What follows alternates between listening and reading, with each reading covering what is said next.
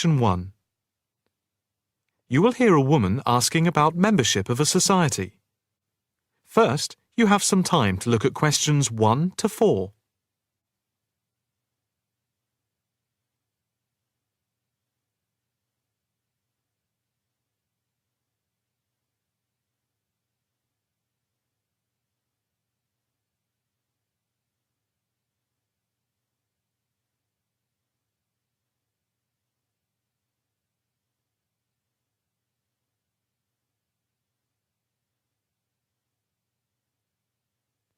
You will see that there is an example which has been done for you.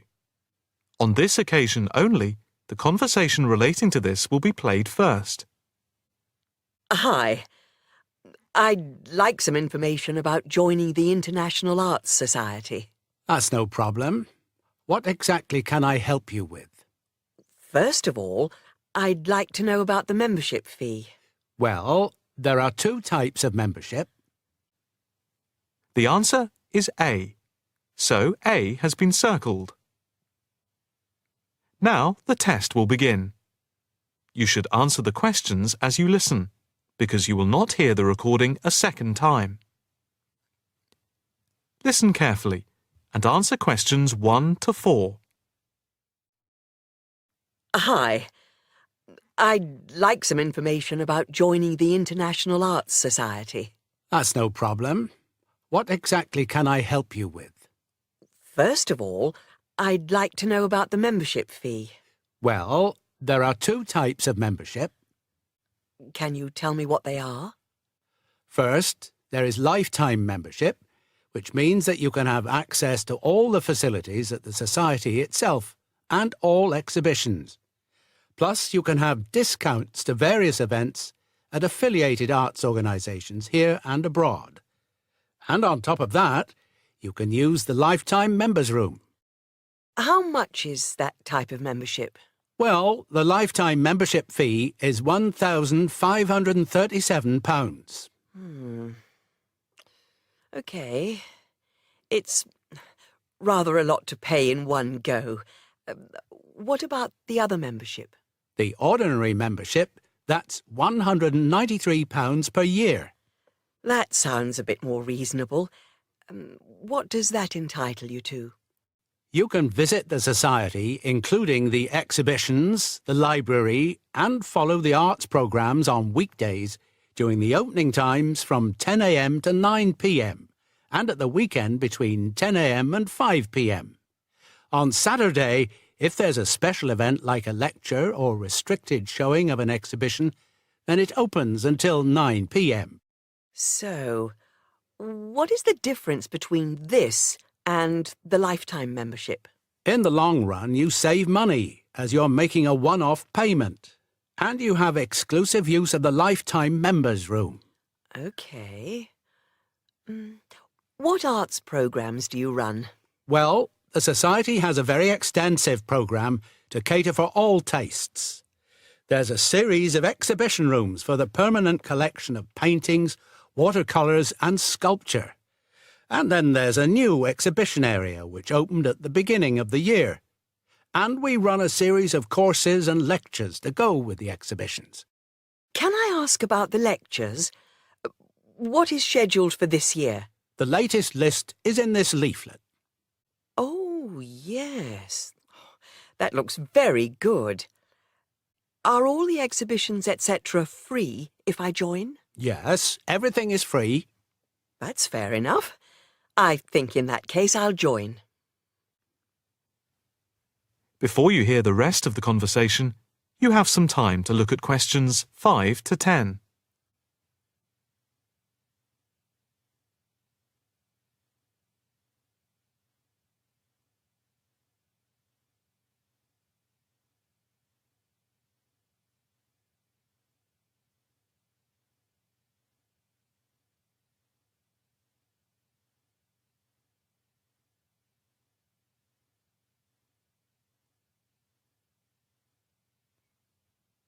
Now listen and answer questions 5 to 10. I just need to take your name, address and telephone number. First, your name. Margaret Rochester. I take it that's Rochester. Yes, that's it. And the address? It's 55 Stone Avenue. OK. Avenue. And the postcode? Let's see. It's MA7 4PQ. And a daytime telephone number? Can I give you my work number? Yeah, that's fine. It's 0207 895 2220, and the extension is 6633. Can I pay by credit card? Yes, of course. Do you want to pay for the full year at one time or by monthly instalments? You pay £4 extra a month if you pay by instalments. OK. I think I'll pay by monthly instalments. Right. If you just complete this form, then we can set up the monthly payments. OK. If you just put your PIN number in the machine, I can deduct the first month's payment. Right. That's gone through. Here's your card. I now just need to take your photograph over here, and then I can put it on your membership card. OK. That's it. I'll just print out your membership card. Right, here you are. Thank you. By the way, can I bring any friends to the Society exhibitions and lectures? With the ordinary membership, we can issue a day pass once a fortnight, which allows you to bring a friend in. But you have to accompany them. Thank you. Can I go in now? Yes. You just swipe your card here.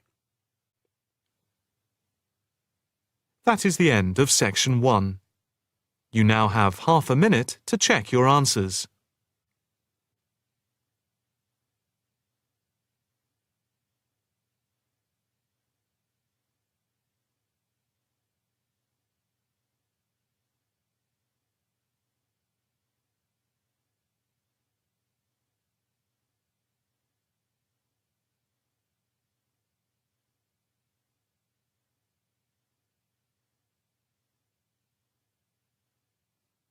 Now turn to section 2.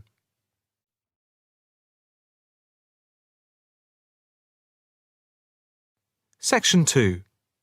You will hear a speech to a group of volunteers preparing for a town's anniversary celebrations. First, you have some time to look at questions 11 to 15.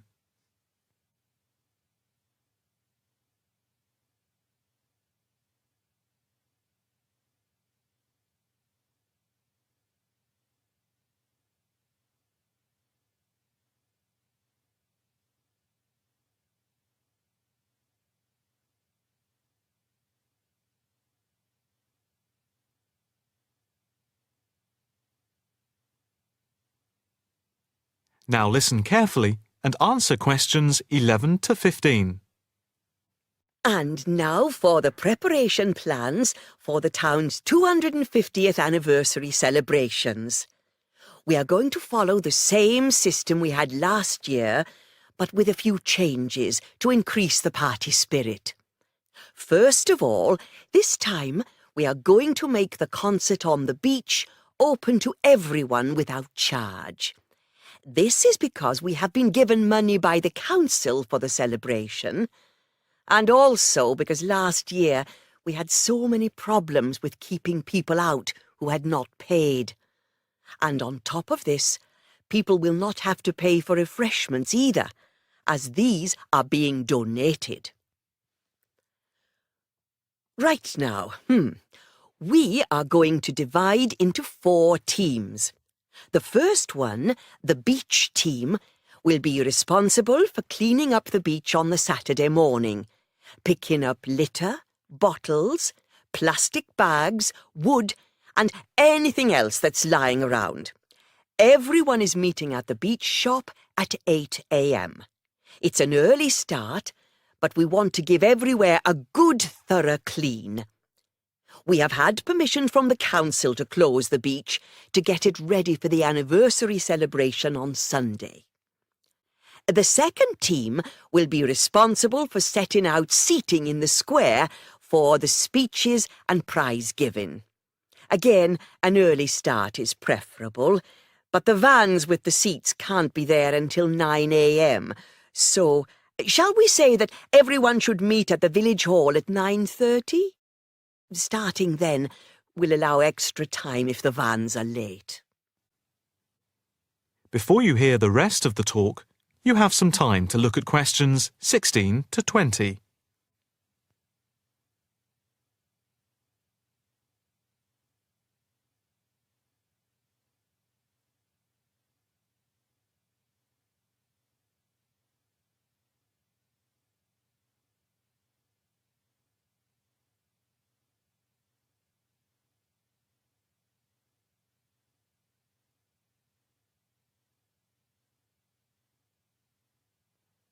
Now listen carefully and answer questions 16 to 20.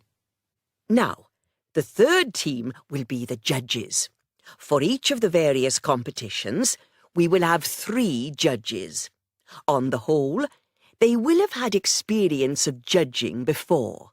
There will be a boat race, a swimming competition, and the best fancy dress. A cash prize will be given to the winner in each category, and for the 2 runners-up, there will be book tokens. There is a sponsored mini-marathon, and by the deadline, lunchtime today, we had 263 applicants, with ages ranging from 15 to 60. That's 80 more than last year. Each entrant has paid a £20 registration fee to enter, and all the profits will go to the local children's hospital to help fund much-needed specialist apparatus. The fourth team consists of the wardens for the day itself. We are expecting at least 10,000 people, if last year is anything to go by.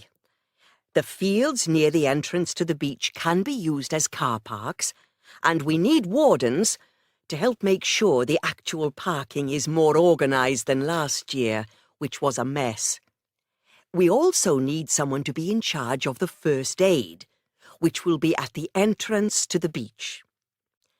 Finally, we need some volunteers for the clean-up.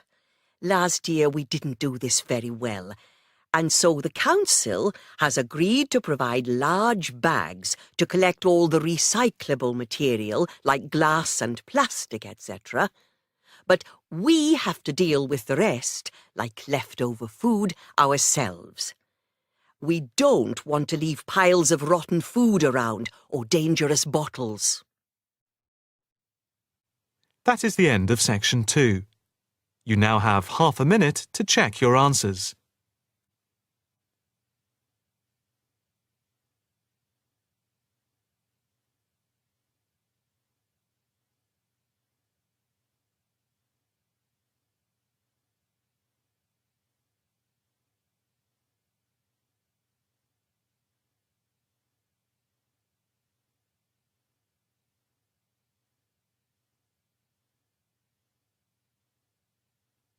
Now turn to section 3.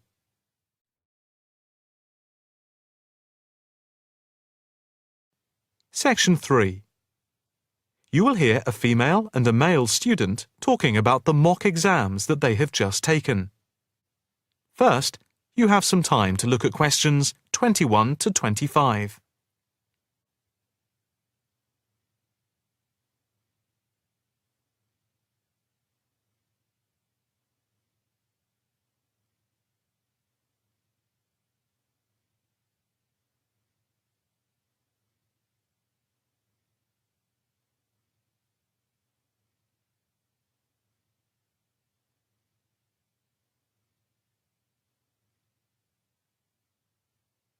Now listen carefully and answer questions 21 to 25. So, what did you think of the practice exams last week? You mean the mock exams? Yeah. I thought some of them were tough. They were certainly hard and generally they were very long. Yeah, they were spread over a whole week, which made it impossible to relax. Exactly. But what did you think of each test? Of the 7 exams we did, the least enjoyable for me were the 2 3-hour essay papers. Why didn't you like the essay papers? I'm not particularly good at writing things down like that in a short space of time. And I don't think it's a good way of testing our theoretical knowledge of medicine. I'm the opposite, I'm afraid. I'm much better in the written essay exams than the other types of tests. But what about the 2 multiple-choice exam papers in basic science and anatomy? They weren't too bad. If you didn't know the answer, all you had to do was guess. That's okay, but I never feel comfortable with guessing. And you know that there is research that shows that women are disadvantaged when doing multiple-choice questions compared to men. You've mentioned this before, but I'm not sure I believe it. It's true. Multiple-choice questions benefit men more than women. They are a male construct. If you say so. It's not if I say so. Anyway, you have to be careful with multiple-choice questions because of the negative marking. That can really bring the score down if you keep guessing and get all of the guesses wrong. It's double negative. Yeah, that is a danger. What about the role play? Did you like that? Yeah, with the actors and actresses as simulated patients.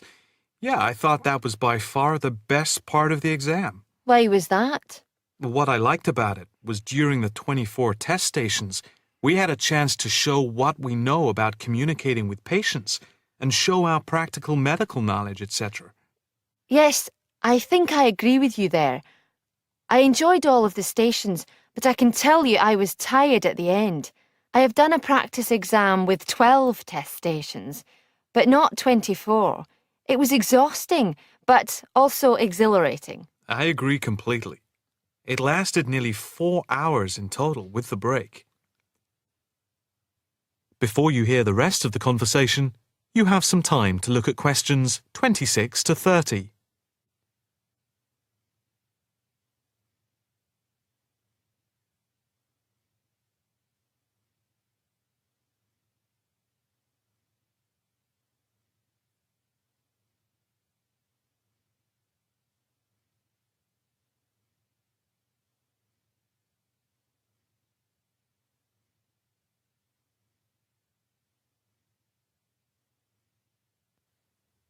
Now listen carefully and answer questions 26 to 30.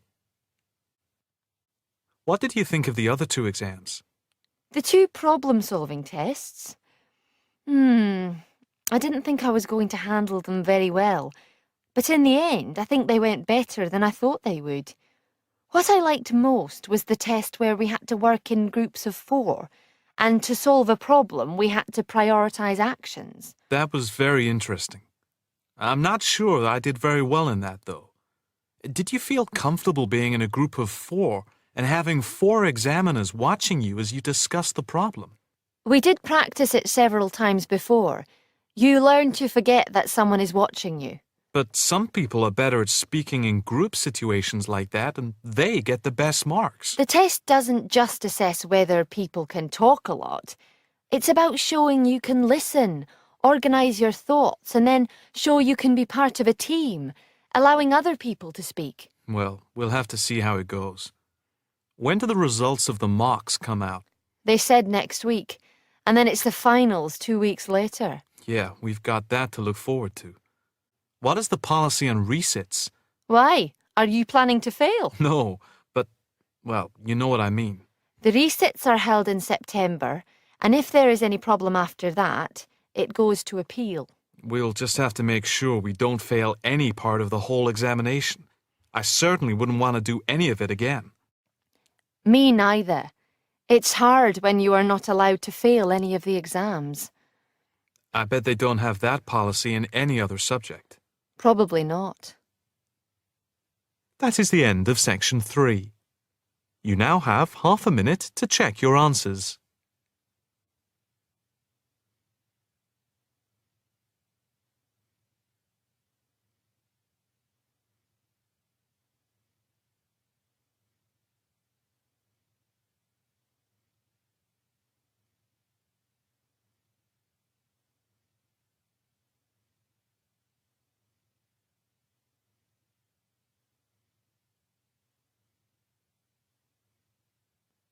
Now turn to Section 4.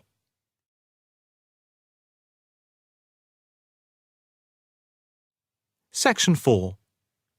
You will hear a talk on research in the Indian Ocean. First, you have some time to look at questions 31 to 40.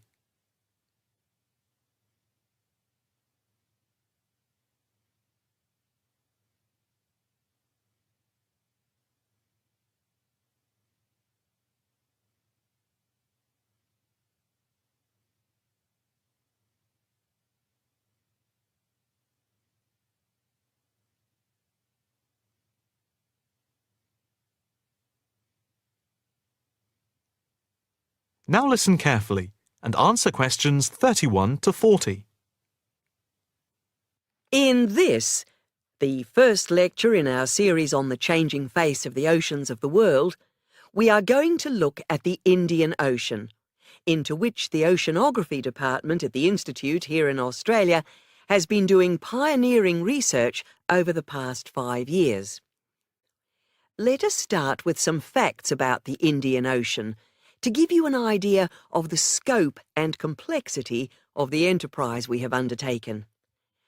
As you can see from the diagrams here on the screen, showing the relative size of the planet's 5 oceans, the Indian Ocean comes third after the Pacific and Atlantic Oceans, but is larger than the Southern Ocean and the Arctic Ocean.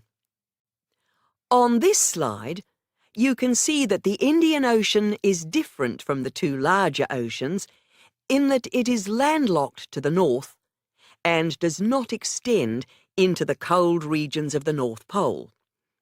Covering some 73,440,000 square kilometres, the ocean constitutes approximately 1/7 of the Earth's surface and about 20% of the world's total ocean area. At the equator, it is around 6,400 kilometres wide, with the average depth being about 3,400 metres, and with the deepest point being the Java Trench at 7,450 metres. Flowing into the Indian Ocean, we have some of the world's greatest rivers. The Zambezi here, the Ganges here, the Indus, the Brahmaputra, and the Tigris-Euphrates just here. The 2 largest islands in the Indian Ocean, Madagascar, here off the coast of Africa, and Sri Lanka, here off the southern tip of India, are structurally parts of the continents of Africa and Asia, while islands like the Seychelles are exposed tops of submerged ridges. The Maldives are low coral islands, and Mauritius and Réunion are volcanic cones. The surface waters of the ocean are warm, except where the ocean touches the cold waters to the south. A network of scientists, mainly oceanographers and meteorologists from around the world, are monitoring changes in the ocean's temperature and acidity, especially where it meets the Southern Ocean, in order to see how global warming is having an effect on the waters there. An assessment is also being carried out on how this is impacting on low-lying habitats and peoples in the more populated coastal regions around the rim of the ocean. In the warmer north, islands are vulnerable to even the subtlest changes in sea levels and tides, so they are being closely watched. Moreover, a close eye is being kept on wind changes, especially alterations to the monsoon rains, typhoons, cyclones, and any other natural phenomena. In addition to the information sent from the ship that we have stationed off Antarctica, in the south of the Indian Ocean, data are being transmitted round the clock from buoys anchored at various points around the ocean. 5 of these buoys are observing ice packs and icebergs coming into the Indian Ocean from Antarctica. Besides the buoys, data on cloud cover and wind and temperature change are received by satellite. Satellite images are also being used to record the size of the icebergs from the moment they break off from Antarctica. Their course is then mapped as they move out into the Southern Ocean. Here at the Institute, the raw data from the various sources are received and the information is then constantly processed by a bank of computers.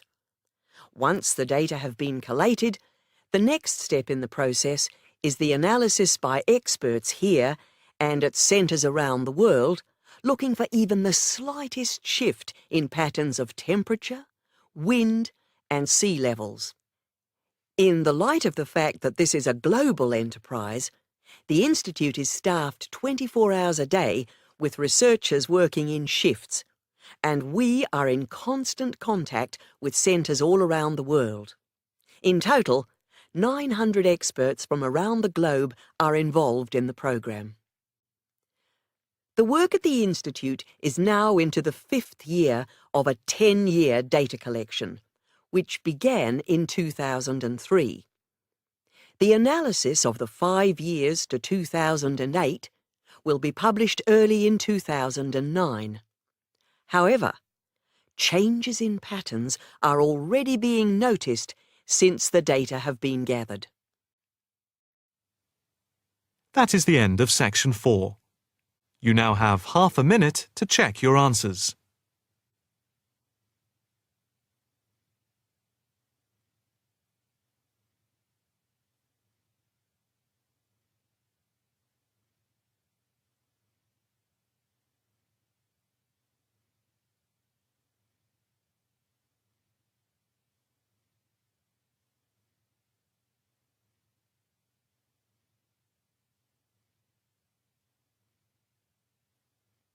That is the end of the listening test. You now have 10 minutes to transfer your answers to the listening answer sheet. Ielts Test Builder 2 by Sam McCarter. Published by Macmillan Education, a division of Macmillan Publishers Limited. Copyright Macmillan Publishers Limited, 2008.